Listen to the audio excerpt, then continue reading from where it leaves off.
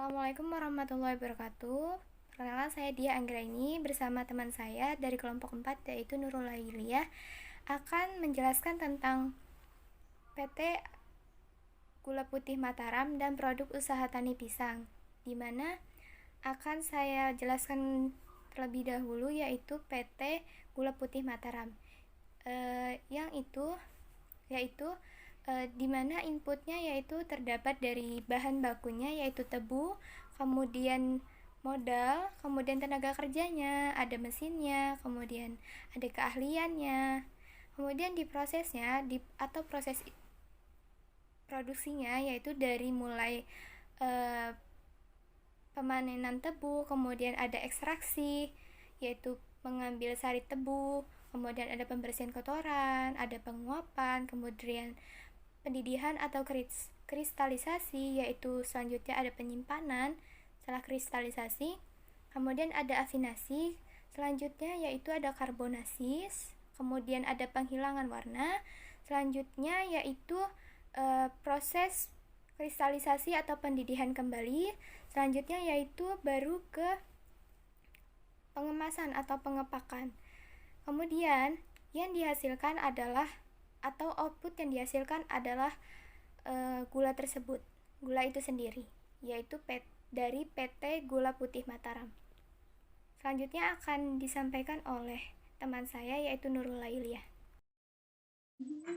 Baiklah, nama saya Nurul Lailiyah dengan NPM 20751050. Saya akan menjelaskan mengenai sistem produksi operasi pada usaha tani pisang. Yang pertama, input. Input pada sistem produksi operasi pada usaha tani pisang. Yang pertama,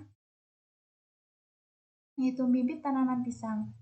Bibit ada 3 jenis, yaitu bibit tongkol atau bonggol, hasil kultur jaringan dan anakan. Yang kedua, peralatan. Peralatan pada usaha tani pisang yaitu meliputi cangkul atau baja tanah, pisau, dan sabit. Yang ketiga, pupuk. Keempat, herbisida, 5 pestisida, dan tenaga kerja. Yang kedua yaitu proses. Yang pertama, penanaman bibit pisang. Yang kedua, pemeliharaan. Tindakan pemeliharaan yang diperlukan dalam budidaya pisang antara lain pemupukan, penyiangan gulma, penjarangan anakan, dan pengendalian hama. Pemupukan. Pemupukan dalam budidaya pisang dilakukan setiap 3 bulan sekali. Yang keempat, penyiangan gulma. Di awal pertumbuhan, sekitar 3 bulan pertama, lakukan penyiangan gulma lebih sering karena gulma akan berebut nutrisi dengan tanaman yang relatif masih lemah. Keenam, penjarangan anakan. Terdapat 2 fungsi penjarangan anakan, yaitu untuk menyediakan bibit dan untuk merawat tanaman induk agar berbuah maksimal. Yang selanjutnya, pembrosongan tandan. Tujuan dari pembungkusan untuk mencegah buah pisang terserang hama dan penyakit.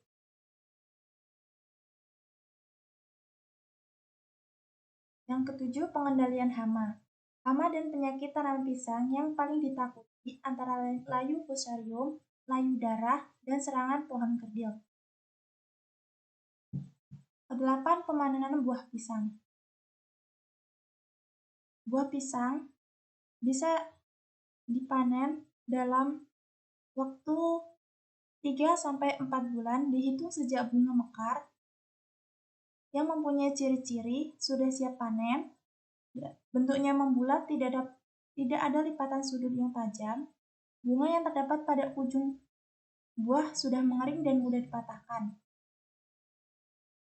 Yang kesembilan, pemasaran. Output pada sistem produksi operasi pada usaha tani pisang ini, buah pisang yang siap diperjualbelikan di pasaran. Umpan balik dari sistem produksi operasi pada usaha tani pisang ini, pisang diperjualkan di kios-kios besar. Terima kasih.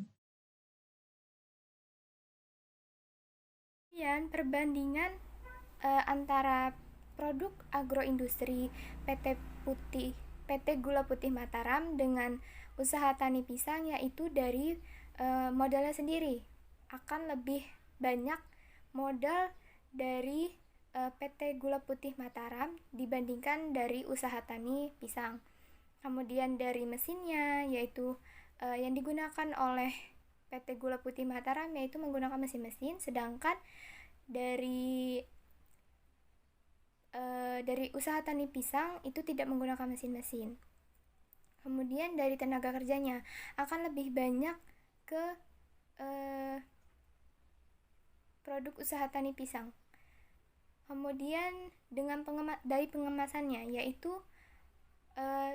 kalau di PT Gula Putih Mataram menggunakan pengemasan yang lebih menarik, yaitu seperti menggunakan karung beras dan lain sebagainya. Sedangkan di produk usaha tani pisang itu tidak menggunakan pengemasan. Sekian yang bisa saya jelaskan dan teman saya jelaskan. Kurang dan lebihnya saya mohon maaf, kepada Allah saya mohon ampun. Saya akhiri. Wassalamualaikum warahmatullahi wabarakatuh.